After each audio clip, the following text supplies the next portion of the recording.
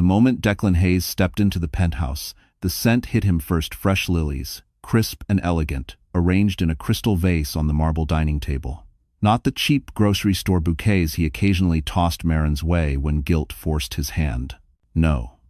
These were luxury lilies, the kind ordered from high-end Manhattan florists, wrapped in white silk ribbon, sitting like a quiet accusation in the center of their home. He froze. His jacket still smelled of Briar's perfume, a sugary, artificial sweetness clinging to his clothes after the night he swore was just a business dinner. But lilies, these lilies didn't belong to him, and men like Declan hated anything they couldn't control. "Where did these come from?" he demanded, dropping his keys so hard the metal clattered across the floor. Across the room, Marin Doyle looked up from her old MacBook Air, her expression calm in that way that only comes after months of trying to keep a sinking marriage afloat. Her sweater sleeves were pushed up, revealing faint paint stains from a project she'd been working on late into the night. "A client sent them," she said softly. "A congratulations gift." Declan's jaw tightened. "What client?" Julianne Crest. The name landed like a stone thrown into still water. Declan had spent years trying to get a meeting with Julian, the one CEO in New York who never took his calls. But Julian had sent Marin flowers? To their home? He stepped closer, his voice low and sharp. "Why would he send you something like this?" Marin blinked, stunned at the accusation. "Because he liked my design proposal. Because he respects my work." Respect. A word Declan despised unless it was directed at him. His eyes darkened. "You expect me to believe that?" Before Marin could answer, the elevator dinged. Footsteps. A woman's voice.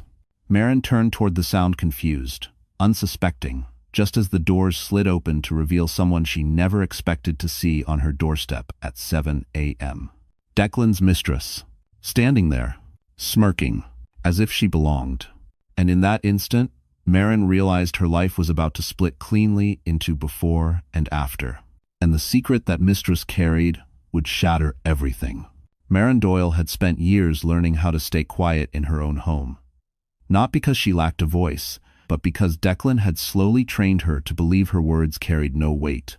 So when Briar Lowell, Declan's mistress, stepped out of the elevator like she belonged in the penthouse, Marin didn't scream, didn't lash out, didn't make a scene. She simply stared. And that silence frightened Briar more than any outburst could have. "Oh," Briar said, lifting a manicured hand to her lips in fake surprise. "Did I interrupt something?" Marin felt something twist inside her chest. Anger, humiliation, the sting of betrayal, but she kept her voice even. "What are you doing here?"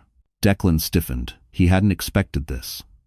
Marin could see the panic behind his eyes, a child caught with both hands in the jar. Briar, on the other hand, thrived in the chaos she created. Her gaze flicked to the bouquet. Lovely flowers. Didn't figure Declan for the romantic type. Marin swallowed. He didn't send them. "Oh?" Briar tilted her head, delight spreading across her face. "Someone else did?" How bold. Marin wanted to disappear. She wanted to scream. Instead, she wrapped her arms around herself, steadying her breath the way she used to whenever life became too heavy. She'd spent her 20s working double shifts, taking on every freelance lighting project she could find, clawing her way out of debt, one invoice at a time. She built a life with Declan from scratch, supported him before the fancy suits, before the Park Avenue office, before the arrogance, and yet here she stood at 31, treated like a stranger in her own home. Declan ran a hand through his hair. "Briar, you shouldn't be here." "Why not?" she said sweetly. "You weren't complaining last night." Marin's pulse trembled, but she held herself together. She always had. Growing up with no father and a mother who worked 3 jobs, Marin learned early that survival sometimes meant swallowing the bitterness and moving forward. She had always believed Declan was different, someone who valued loyalty, someone who saw her. Now she saw the truth. Declan never wanted a partner. He wanted property. And Briar?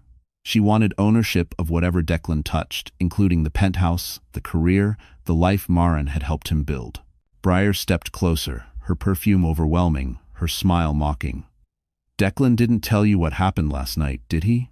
Marin's heart paused. Declan's face paled.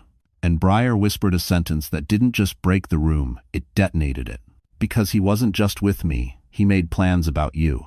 It was Zapata. The penthouse that towered above Central Park West had once been Marin's sanctuary.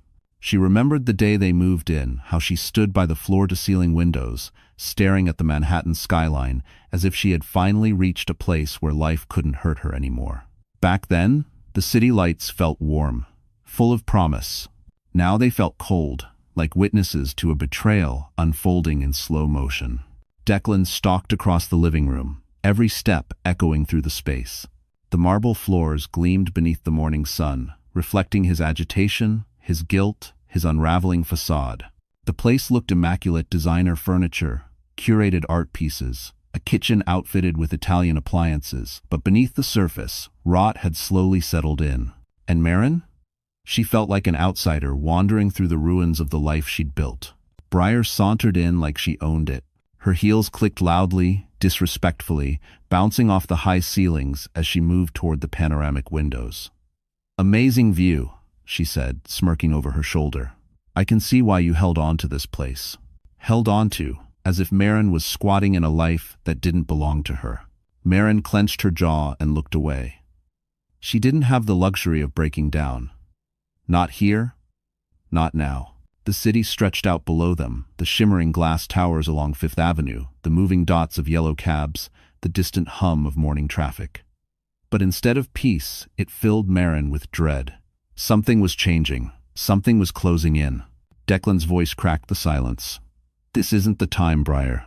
"Oh, please," she scoffed. "You told me to come." Marin's head snapped up. What?" Declan avoided her eyes. That was all the answer she needed. Briar drifted toward the dining table, brushing her fingers across the lilies Julian had sent. "These are expensive," she said. "Who sends a married woman flowers like this?"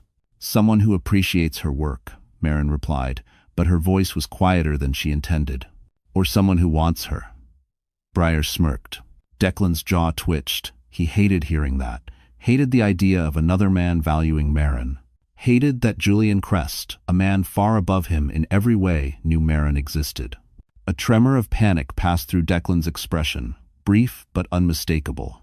And then, as if timed by fate, his phone buzzed. He glanced at the screen and went pale. Marin saw it. One name. A name that did not belong to Briar or anyone she recognized. A name Declan never wanted her to see. And when he tried to hide the phone, Marin knew this morning held more secrets than just infidelity. Declan's phone buzzed again, vibrating sharply against the glass counter. He flipped it face down, but not fast enough. Marin caught a glimpse. A woman's name. Not Briar, not anyone from his office. Someone new. Someone he clearly didn't want her to know about. Her stomach tightened. "Who's that?" she asked quietly. "No one," Declan said too quickly. "Work." Briar laughed under her breath. "Oh, sweetheart, at least lie better." Declan shot her a warning glare, but the damage was done. Marin moved toward the kitchen island, her steps slow, steady, controlled. She reached for the abandoned phone, but Declan snatched it away like it was a live explosive. "Don't touch my things," he snapped. The words stung more than they should have. This was her home too, her life too, the place she had held together through late nights and endless paychecks stretched thin. And yet, here he was, guarding his phone as if the truth on it might burn him alive. "Why can't I see it?" Marin whispered. Declan didn't answer. But his silence was an answer. She turned away, her eyes burning, her pulse pounding in her ears. She needed proof. She needed something real, something undeniable. And in that moment, the universe handed it to her.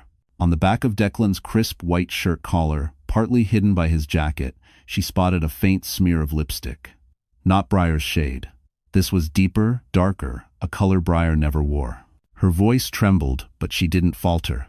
"Declan, what's on your collar?" He froze. Briar's brows shot up in amusement.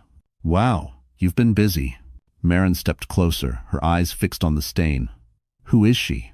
"It's nothing," Declan insisted. "You said that about Briar." A sharp silence fell over the penthouse.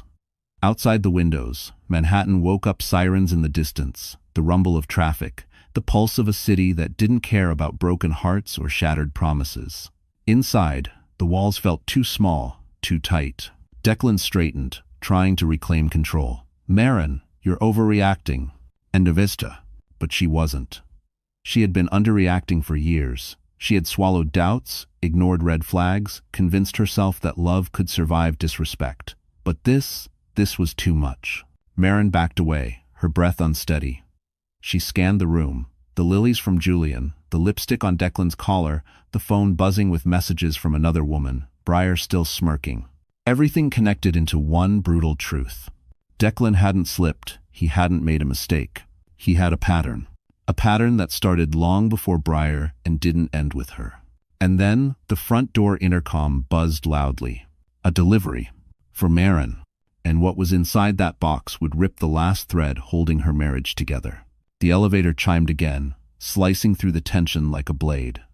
Maren hurried toward the foyer, grateful, desperate for any distraction from the chaos unfolding behind her. A delivery man stood at the door holding a sleek black box tied with a platinum ribbon. Too elegant, too intentional. "Delivery for Maren Doyle," he said. She hesitated, glancing back toward Declan and Briar, who watched like hawks circling a wounded animal. Maren signed anyway.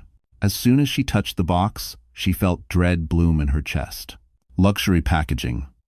Weighty, personal. Not from Julian, she hoped. Declan crossed his arms. "Another present? Seems you're very busy these days." His jealousy cut through the room with a toxic sharpness.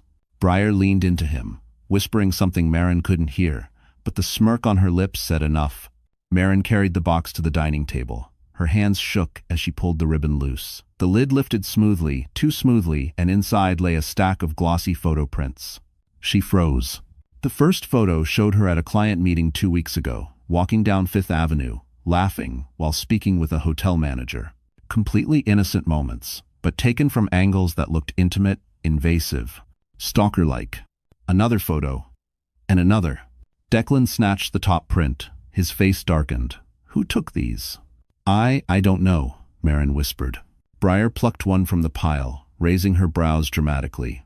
"Wow, you've been busy, haven't you?" "They're from work," Maren insisted, heat flooding her cheeks. "That's the hotel project I told you about." Declan slammed the photo on the table. "Do you expect me to believe that? Someone sends you flowers, someone sends you photos. What am I supposed to think?" "That someone is watching me," Maren said, choking on the truth. But Declan only heard what he wanted.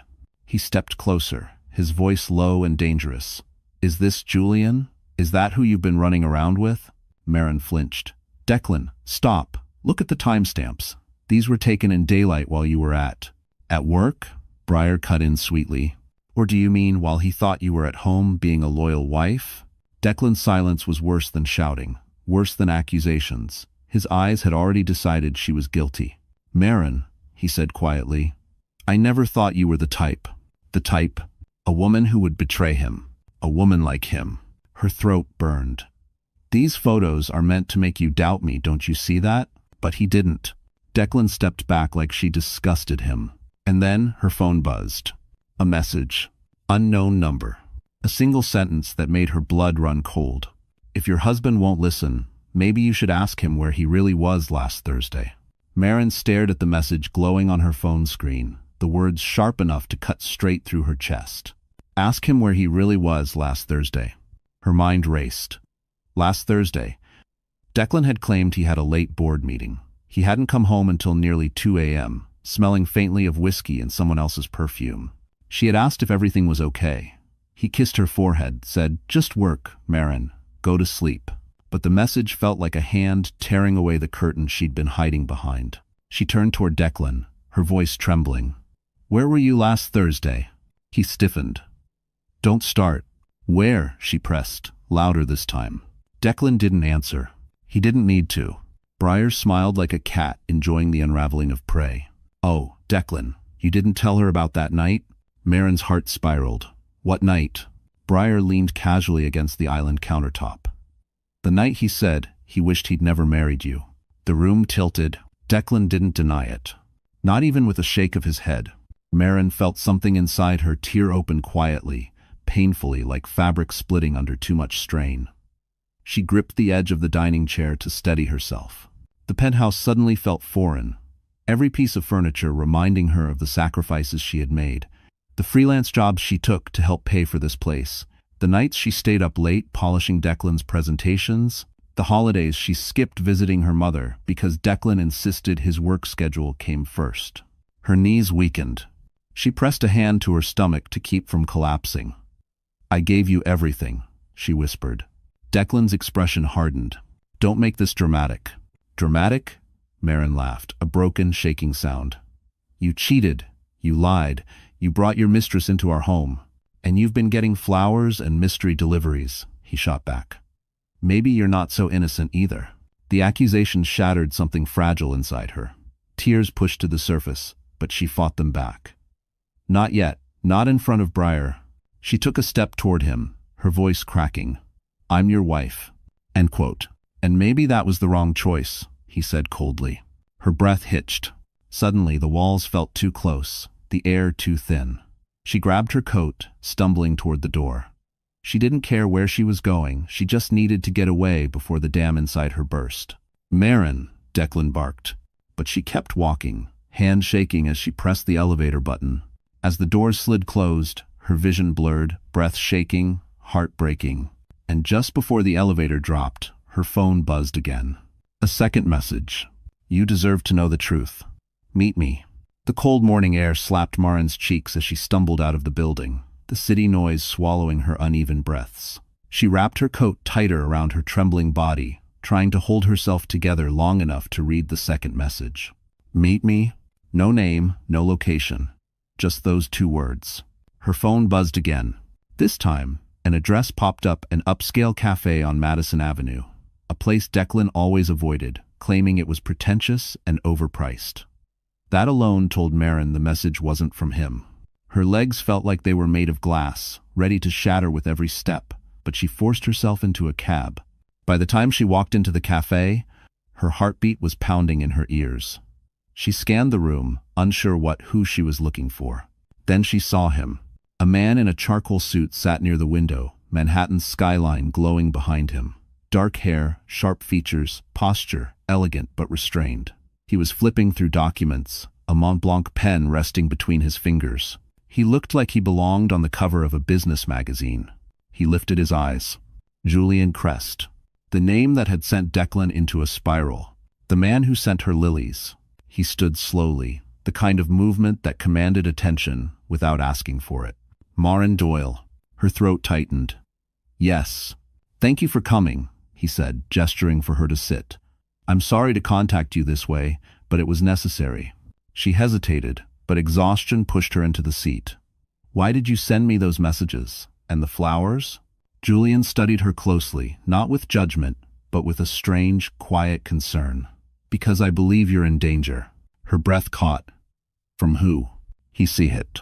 "Declan Hayes has been reaching out to my company aggressively, offering partnerships, deals, access." His eyes narrowed. "But that's not why I called you here." Maren felt her pulse spike. Julian slid a folder across the table. "I think he's been using your name." Maren blinked. "My name? Your credit, your signature, your professional portfolio." Julian's voice lowered. "He submitted your designs to a rival firm and attempted to claim partial ownership of your work." Whenever 10 struck 7, her stomach dropped. No, Declan wouldn't, but he would. He had. Julian leaned in slightly. "I'm telling you this because your work is good, exceptional, actually, and it deserves protection." Maren's hands shook as she flipped through the documents, her sketches, her concepts, even her notes, all copied, watermarked with someone else's logo. He didn't just cheat on her. He stole from her. Julian watched her closely. "You can still take everything back, Maren, but you need to decide who you're protecting, him or yourself." Her breath broke, and then Julian said, the sentence that shifted her entire world. "Your husband isn't just betraying you emotionally, he's building his future on your name." For a long moment, Maren couldn't speak. The folder lay open on the table, her own handwriting staring back at her like a stranger. Notes she'd scribbled at midnight. Drafts she'd thrown together in taxis between client meetings. Weeks of unpaid work, months of sweat and hope. All of it stolen, repackaged, and quietly funneled into someone else's pocket. Into Declan's pocket. Her throat tightened with a pressure that felt too big for one body to hold. Why? Why would he do this? She whispered. Julian's expression softened. Because your talent is valuable, and some men only realize that after they've exploited it. A tear slipped down her cheek. She didn't bother wiping it away.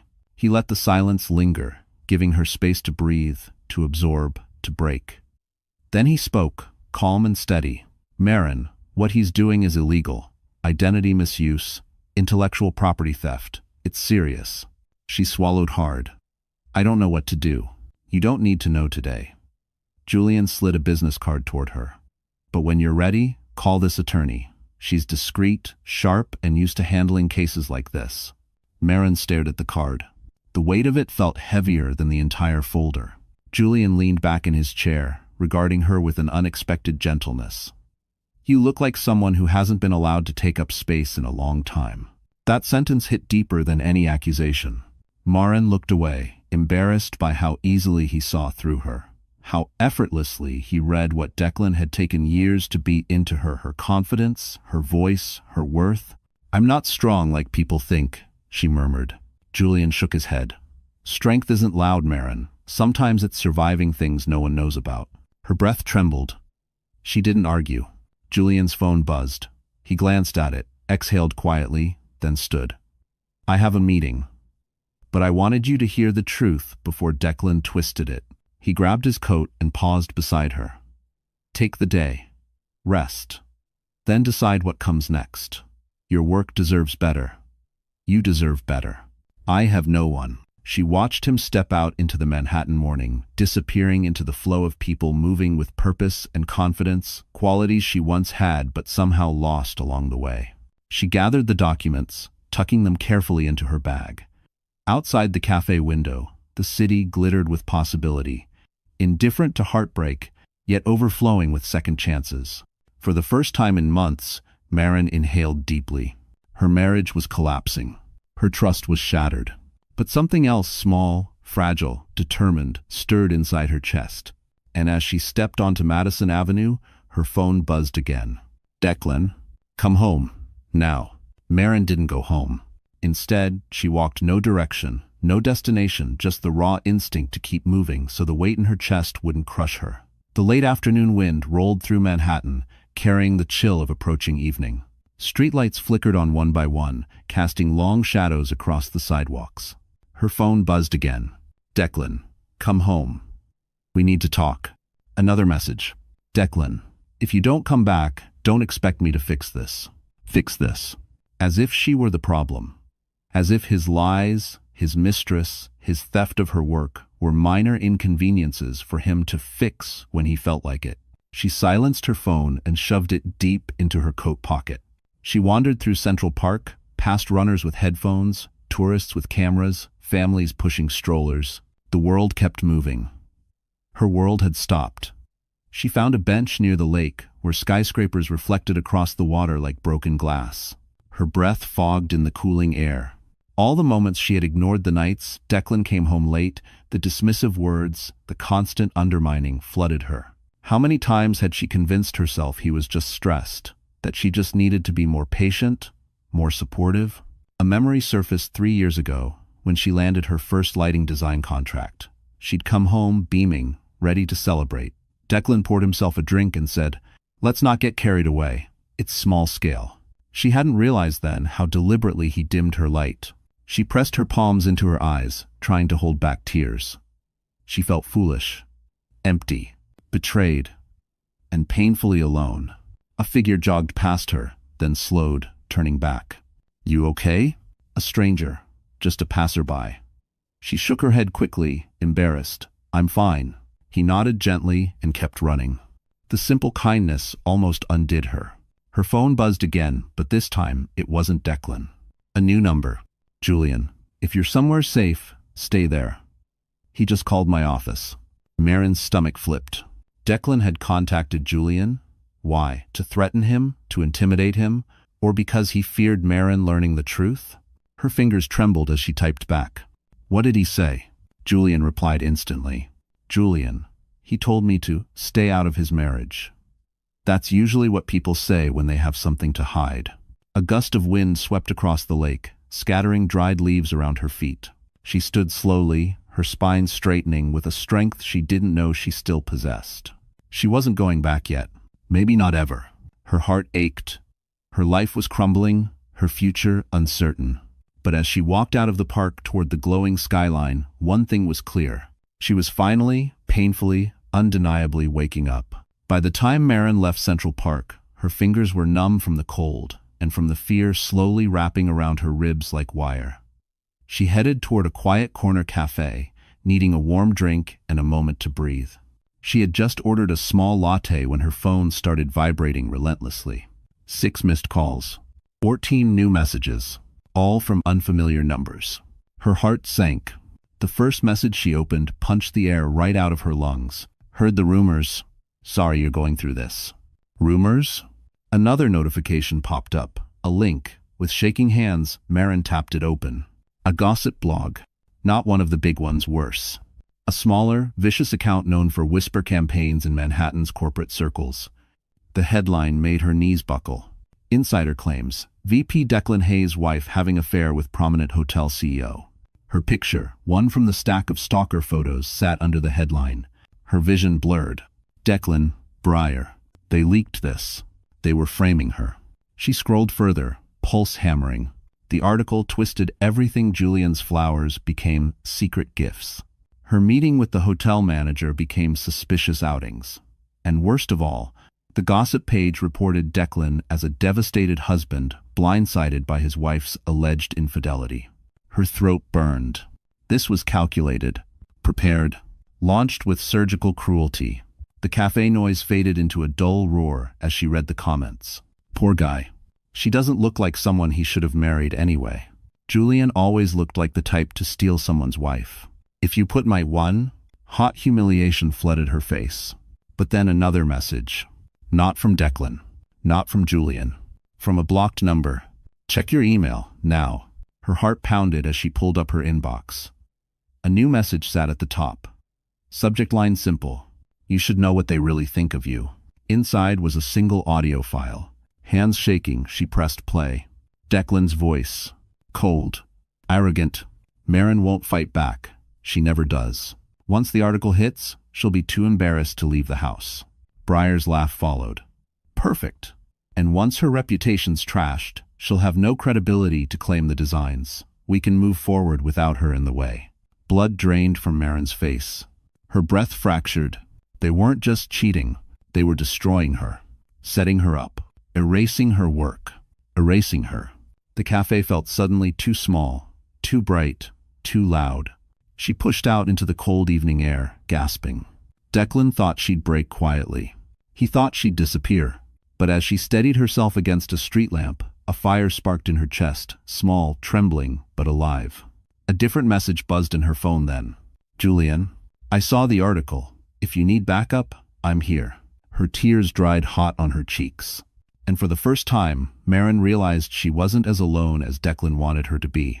Maren didn't remember walking the 5 blocks to Julian's office, but somehow she found herself standing in the marble lobby of Crest Development, clutching her phone like a lifeline. She must have looked devastated, because the receptionist didn't ask a single question. She simply called upstairs. Mr. Crest will see you now.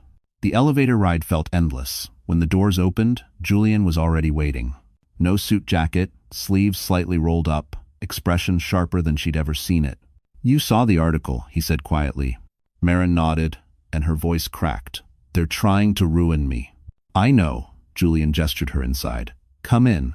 His corner office overlooked the Manhattan skyline, dusk spilling gold across the city.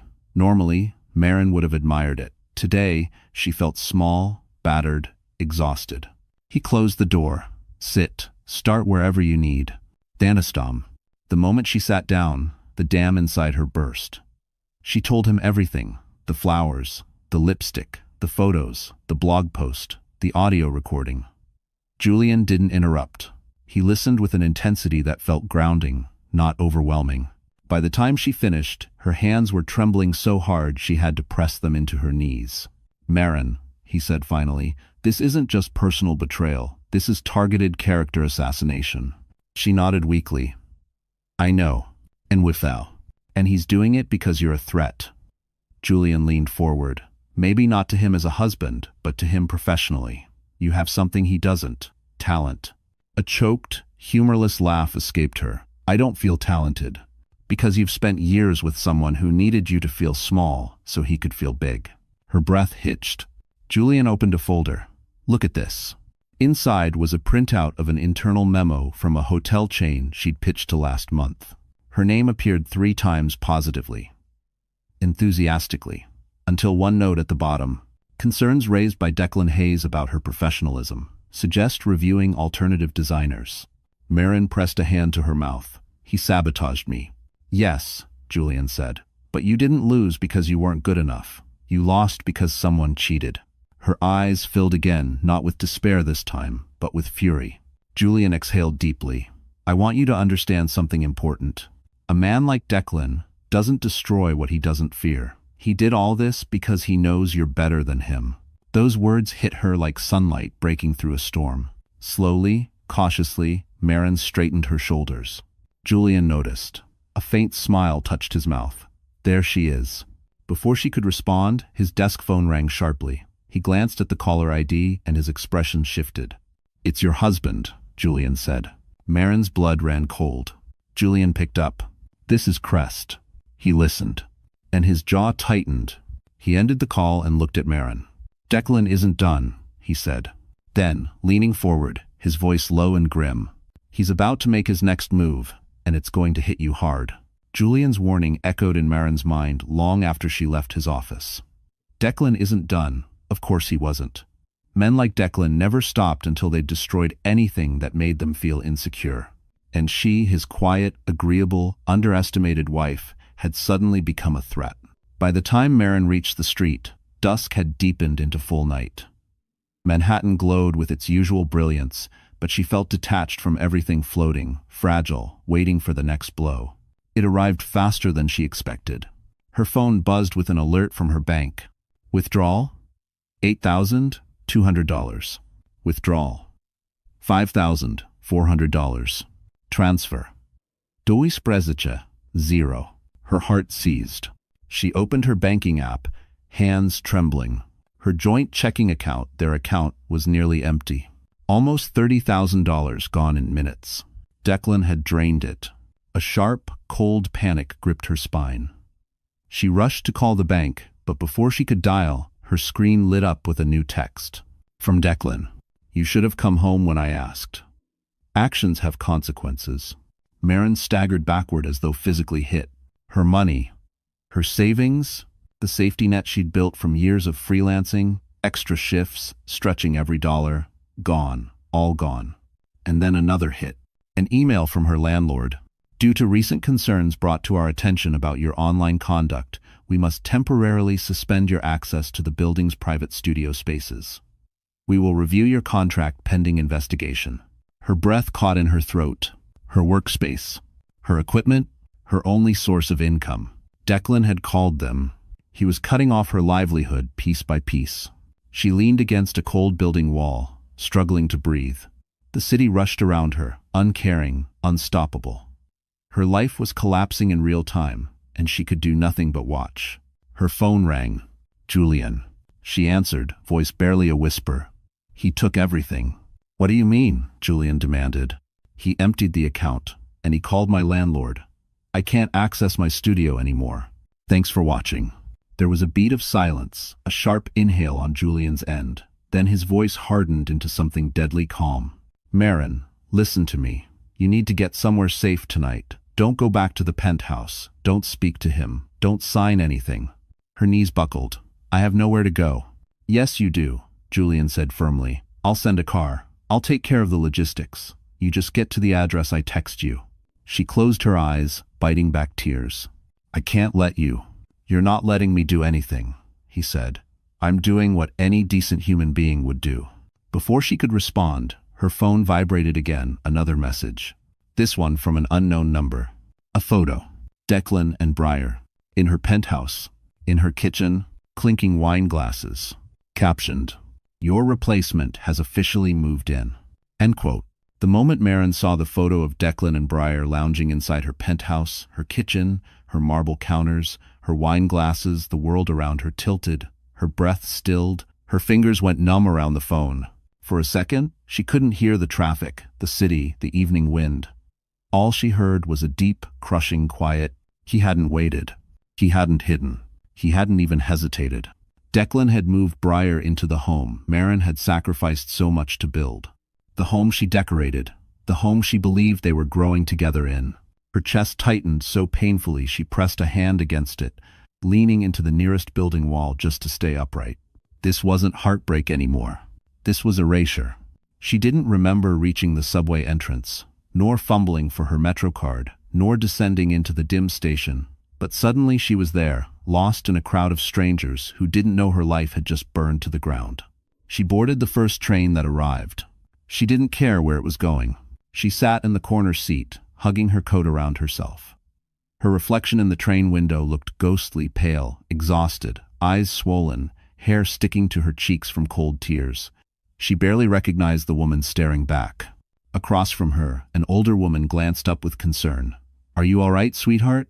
Maren nodded automatically, though her voice barely existed. "Just a long day." "Azam." The woman gave a sympathetic smile. "Sometimes life breaks everything before it gives you anything." The words hit too close. When the train stopped at Midtown, Maren stumbled out, pulled by instinct more than intention. She wandered until she found a narrow, run-down hotel, one of those places tourists avoided and locals only entered when desperate. The neon sign flickered. The lobby smelled of old carpeting and cheap cleaner. It was all she could afford. She paid for one night with the last bit of cash in her wallet. Inside the tiny room, Maren finally collapsed onto the edge of the bed. She couldn't breathe without shaking. Her body folded in on itself, trembling uncontrollably. For the first time in years, she let herself cry without swallowing it down. She cried for her marriage. She cried for her stolen work. She cried for the woman she used to be before Declan chipped away at her piece by piece. When she finally stopped, her throat raw, her eyes burning, she whispered into the dark, "I can't go back." Her phone buzzed on the nightstand. A new message from Julian. "I sent the car. It's waiting whenever you're ready. You won't be alone in this." Maren closed her eyes. For the first time all day, she felt something faint but real. A sliver of strength. A beginning, hiding at the bottom of her fall. The rain had started sometime after midnight, tapping against the thin hotel window like impatient fingers. Maren sat on the edge of the creaking bed, staring at Julian's message over and over again. "The car is waiting whenever you're ready. You won't be alone in this." No one had said words like that to her in years. Declan certainly hadn't. He only said things like, "Don't embarrass me," or "You're overreacting," or "Be grateful I'm still here." If the day no. Maybe that was why her hands trembled now, because kindness felt foreign, unsafe, suspicious even. But she couldn't stay in this room another night. She couldn't go back to the penthouse, and she couldn't keep drowning alone. So, with a shaky breath, she stood. By the time she stepped outside, the rain had turned to a soft drizzle. A black Mercedes was parked at the curb. The driver stepped out immediately, holding an umbrella. "Miss Doyle?"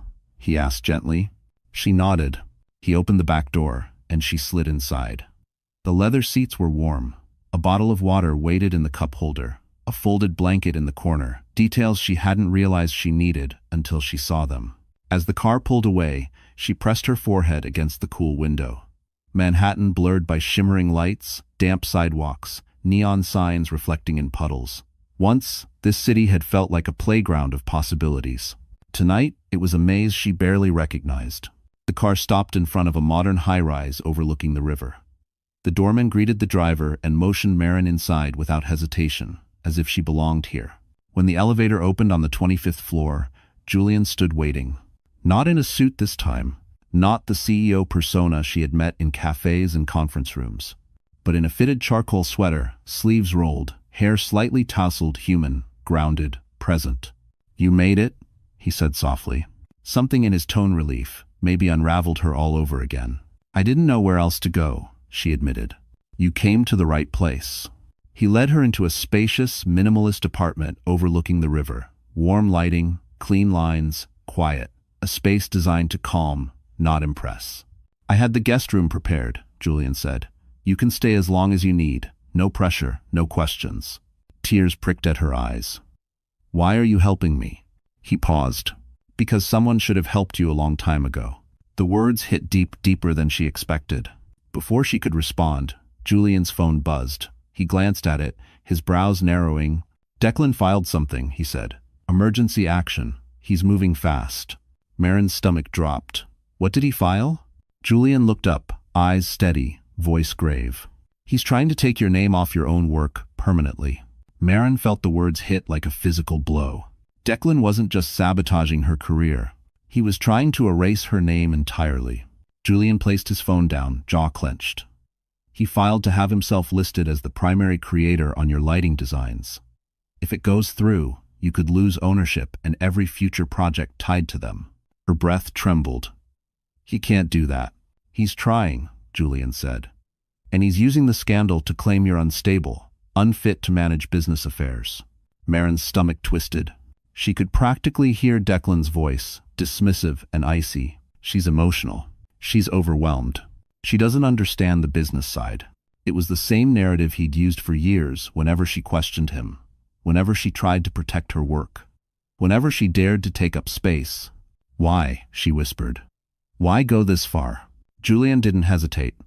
Because you left, because he lost control, because he knows your work has value and he can't let you succeed without him. His quote. Prediction on ride. A tremor ran through her. I can't let him win. Julian's expression softened. You won't. He slid another document across the table. This is the attorney I mentioned, Elena Marquez. She's the best in intellectual property and reputation defense. I've already briefed her. She's expecting you first thing tomorrow. Marin nodded slowly, her pulse steadying. For the first time, she felt something unfamiliar rising inside her resolve. Not loud, not dramatic, but solid, quiet and unmovable, like steel forming beneath shattered walls. Julian continued, Tonight you rest. Tomorrow you fight. She swallowed hard. Julian. Thank you. You don't owe me anything, he said. But Declan owes you everything. The truth of that hit deep. Hours later, after Julian retreated to his own room, Marin stood alone in the guest suite. It was warm, soft-lit, comfortable, nothing like the cold perfection of the penthouse. She stared at her reflection in the mirror. Her hair was a mess, her eyes swollen, her clothes wrinkled. She looked breakable. But something in her gaze had changed. Declan had taken her dignity, her home, her savings, her reputation, and tried to take her identity. But he had given her something, too. A reason to fight. She wiped her cheeks, squared her shoulders, and whispered to her reflection, He stole my work. He won't steal my future. She turned off the light and slid into bed, exhaustion finally loosening its grip. Just as she closed her eyes, her phone buzzed once more. A new message. From Briar. Enjoy your last night with his name. Tomorrow, you won't have it. Marin stared at the screen, her heartbeat steady. And for the first time, she wasn't afraid. She was ready. Morning came gray and heavy, the kind of Manhattan dawn that felt more like an accusation than a beginning. Marin stepped out of Julian's apartment wearing borrowed clothes, simple, clean, soft, feeling more human than she had in days. Her appointment with attorney Elena Marquez wasn't for another hour, but she needed to clear her head. She didn't get the chance. The moment she exited the building, a black SUV screeched to a stop in front of her. The window rolled down. Declan. His expression was a storm rage, fear, desperation. Get in the car. No, Marin said, stepping back. Now, Marin. His voice cracked with an edge she'd never heard before. Not anger, panic. She stayed still. I'm not going anywhere with you. Declan slammed the door open and stormed toward her. You think you can run off and hide with Crest? You think he's going to save you? I don't need him to save me, she said quietly. I just need you to stop destroying my life. He laughed, a harsh, broken sound. Destroying your life? You did that when you walked out. End quote. You moved Briar into our home, she snapped. You drained our accounts. You leaked lies about me. Declan's jaw clenched. I did what I had to do. Why? She demanded. Why go this far? Why take everything? Silence. Then, unexpectedly, he looked away, unable to meet her eyes. Because he knew she already had the truth. But Marin needed to hear it. To hurt me? She whispered. To control me? To punish me for leaving? No, Declan said, voice tightening. To protect myself. And Vils Ting, too. Marin frowned. From what? He swallowed hard. Too hard. From what you're about to find out? Another voice said behind him. Briar stepped out of the SUV, arms crossed, wearing one of Marin's old coats as if claiming the last pieces of her life. Declan, she said sharply, stop talking. But it was too late. He rubbed his temples. Marin? You weren't supposed to know about the financials. Her blood chilled. What financials? Briar shot him a glare sharp enough to cut steel. Get in the car, Declan. We'll handle her later. No, Marin said slowly, realization dawning like a knife slipping beneath skin. What did you do? Declan looked sick, haunted. You weren't supposed to see those documents Julian has. They can ruin me. So that was it. The lies, the smear campaign, the stolen work, the frantic aggression. It wasn't about jealousy. It was about fear. Declan was hiding something big, something illegal, enough to destroy him. Marin, he begged, if this goes public, I lose everything. She stared at him, stunned by how easily he admitted it. You already took everything from me, she said. Declan stepped closer, eyes wild. Then give me the documents, please. Before she could answer, Briar hissed, if she won't hand them over, take them. Marin took one step back, and the SUV door behind her swung open. Marin stumbled backward as the SUV door behind her swung wide open. A large man stepped out, security, maybe, or someone hired for intimidation. His stare was cold, expressionless, as if he'd been given clear instructions about what to do. Declan raised a trembling hand. Stop, don't touch her. But Briar stepped forward, heels clicking sharply on the wet pavement. She has documents that can ruin us. Do you want your entire career burned to ash because you're feeling sentimental? Marin's pulse roared in her ears. Declan, what documents? What did you do? He opened his mouth, but the words tangled in fear. Briar scoffed. Oh, please, like he's going to tell you. You think he built his position on hard work? Wake up, Marin. He used your projects, your name, your credit because he needed a clean face to get into Crest's circle. Marin staggered. What? Declan slammed a fist against the SUV door. Briar, shut up. But Briar was unraveling, too cocky to stay quiet, too angry to hold back. Why hide it? She already knows everything. The ghost accounts, the fake invoices, the transferred funds. That's why Julian Crest refused to work with you. He knew something was off. Modern Froza. Ghost accounts. Fake invoices. Transferred funds. Pieces began clicking together in her mind, each more horrifying than the last. You used my name, Marin whispered, to commit fraud.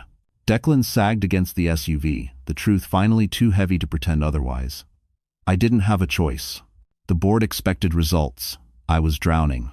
You, your credit, your clean record, it was the only thing I had left. Her voice shook with disbelief. I trusted you. He dragged a hand through his hair. I thought I could fix everything before you ever found out. Briar rolled her eyes. And you would have, if she hadn't run to Crest like some wounded puppy. Marin stepped back from them both, nausea burning up her throat. I'm done. I'm going to the authorities. Today. Declan lunged toward her. Marin, wait. But before he could reach her, a black sedan pulled up sharply behind them. The back door opened. Julian. He strode toward them with lethal calm, coat catching the wind, eyes locked on Declan with an intensity that made even the security man falter. That's enough, Julian said. Declan stiffened. This is none of your business. It became my business, Julian replied. The second you used my company's name while committing financial fraud. T5 Han. Briar paled. You can't prove anything. Julian lifted a tablet. I already did. Declan's face drained of color. Marin swallowed hard. What did you find? Julian turned to her gently. Everything we need. Then he faced Declan again. And everything that will end you. The street went silent, and Marin finally understood. This was no longer just a broken marriage. This was war. The ride to Julian's office was silent, but not empty. For the first time, Marin wasn't shrinking. She wasn't apologizing for existing. She sat upright in the black sedan, her hands steady, her breath controlled. Something in her had shifted, something Declan never expected, and Briar never thought possible. When the elevator doors opened, Elena Marquez was already waiting. Sharp gray suit, fierce eyes, posture of a woman who didn't lose. "You must be Marin," she said. "Come in. We have work to do." Inside the conference room, Julian placed the tablet on the table. Elena pulled up files, bank statements, falsified invoices, unauthorized transfers, all bearing one horrifying similarity. Declan had used Marin's signature, copied from her design contracts. Her stomach twisted, but she didn't crumble this time. Elena tapped the screen. "With this evidence, we can dismantle everything he's built. But the goal isn't revenge, it's protection. Your name, your work, your future." "I know," Marin said quietly, "but I won't let him take another piece of my life." Thanks for watching. Julian exchanged a glance with Elena, impressed, maybe even proud. Over the next 2 hours, they drafted a strategy. File for immediate legal protection of her intellectual property. Freeze joint accounts pending investigation. Submit evidence of fraud to the board of Hayes Capital. Prepare for a public statement clearing her name. When they finished, Elena stood. "Tomorrow morning, the board meets at the Park Avenue office tower. You will attend." Marin blinked. "Me?" "Yes," Elena said. "Declan is expecting to control the narrative. We're going to shatter that expectation." Julian nodded. "You won't be alone. I'll be there. And the moment you present the documents, the board will know exactly who Declan is." A tremor ran through Marin, not fear, but adrenaline. "What about Briar?" Elena smirked. "Her involvement is documented too. She'll face consequences." Thanks for watching. It was the first time Marin truly allowed herself to imagine a world where she wasn't powerless, a world where Declan wasn't the center of everything, a world where she could rebuild. That night, back at Julian's apartment, a stylist someone Julian had called in quietly arrived with a simple wardrobe rack. "For tomorrow," Julian said, "wear something that reminds you who you are."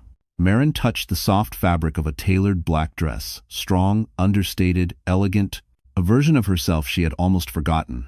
In the mirror, she saw the woman she was becoming, not weak, not broken, not erased, a survivor sharpening into someone unstoppable. Just as she turned away, her phone buzzed with a final message, this one from an unknown sender. A single sentence. "Tomorrow he will fall harder than you think." The following morning, the Park Avenue tower gleamed under the rising sun, all steel and power, exactly the world Declan Hayes believed he ruled. Marin stepped out of the car, wearing the black tailored dress, hair pulled into a sleek, low twist, posture straight. She didn't look like a woman broken by betrayal. She looked like someone who had finally remembered her worth. Julian walked beside her, silent but steady, a presence that grounded her. Inside, the elevator ascended to the 42nd floor, where the Hayes Capital board meeting was already in session. Through the glass walls, Marin could see Declan pacing, voice raised, Briar glued to his side, whispering frantically. When Marin and Julian entered the conference room, every conversation stopped. Declan froze. Shock flickered across his face first, then dread, then anger. "What is she doing here?" he spat. Elena Marquez stepped forward calmly. "She's here as the rightful owner of the intellectual property you attempted to steal." Gasps rippled around the board table. Declan's face drained of color. "This is ridiculous. She's unstable. You've all seen the gossip articles." Julian cut in, his voice razor sharp. "Articles you planted." A board member turned to Declan. "Is that true?" Declan laughed stiffly. "Of course not." Julian tapped the tablet, projecting audio onto the room speakers. Declan's voice filled the boardroom. "Once the article hits, she'll be too embarrassed to leave the house." Briar's laugh followed. "Perfect. Once her reputation's trashed, she'll have no credibility to claim the designs." The room erupted. Declan lunged for the tablet. "This is taken out of context." "Is this also out of context?" Elena asked, holding up printed bank statements showing the fraudulent transfers in Marin's name. Silence slammed into the room. One board member pushed back from the table. "Declan, this is criminal." Declan's voice shook. I can explain. I did it for the company." "No," Marin said quietly. Everyone turned. Her voice was steady, stronger than it had ever been. "You did it to protect yourself. You used me. You exploited my work. You tried to erase me." Declan's expression cracked anger, desperation, and finally fear. "Please, Marin," he whispered. "Don't do this. You'll ruin me." She inhaled slowly. "You ruined yourself." The board chair stood. Declan Hayes, you are hereby suspended pending full investigation. Briar tried to slip out the side door. Elena blocked her path. Not so fast, you're complicit. Security entered. Declan shouted, reaching for Marin. Marin, please. She stepped back. He was escorted out. Briar followed, screaming his name, but Declan didn't look back. As the doors slammed shut, the room exhaled. Julian turned to Marin, eyes warm with something like pride. It's over, he said softly. But Marin knew. This wasn't just an ending. It was the start of her new life. The moment Declan was dragged out of the boardroom, a strange quiet settled inside Marin, an unfamiliar, liberating quiet. For the first time in years, she wasn't bracing for the next blow. She wasn't shrinking. She wasn't apologizing. She was standing in a room full of people who had just watched the truth unfold. And she had won. After the meeting, the board chair approached her. Miss Doyle, I'm deeply sorry for your experience. If you ever consider returning to design work with our company, our doors are open. Marin managed a small, steady smile. Thank you. I'll keep that in mind. When she and Julian stepped into the hallway, the door closing gently behind them, she felt her breath ease. The weight she'd carried for years, Declan's expectations, his judgment, his manipulation, fell away like dust shaken from a heavy coat. Julian walked beside her, hands in his pockets, watching her quietly. How do you feel? Marin exhaled. Lighter. Good, he said softly. You deserve to feel that way. They exited the building into the crisp afternoon air. The city was bright, alive, humming with energy. For the first time, she felt like she belonged in it, not as someone's wife or someone's shadow, but as herself. Across the plaza, a cluster of reporters approached. Marin stiffened, but Julian gently touched her elbow. Do you want to speak to them? He asked. She thought for a moment. Then she shook her head. No. Let the evidence speak for itself. He nodded. Wise choice. They walked toward the waiting car, but halfway there, Marin stopped. I need one more thing, she said. Julian tilted his head. What's that? Marin reached into her bag and removed her wedding ring, a simple band she had once cherished. It felt cold, meaningless now. She walked to a nearby trash bin and, without ceremony, dropped it in. The sound it made, small, metallic, final, felt like closure. Julian watched her, admiration softening his features. You're stronger than you know. And I'm done being small, she replied. Good, he said quietly, because I have something to ask you. She turned to him, surprised. Crest Development is launching a new luxury hotel project, he said. I want you as lead lighting designer. Full creative control, full credit, full pay. Her breath caught. Julian, are you sure? He smiled.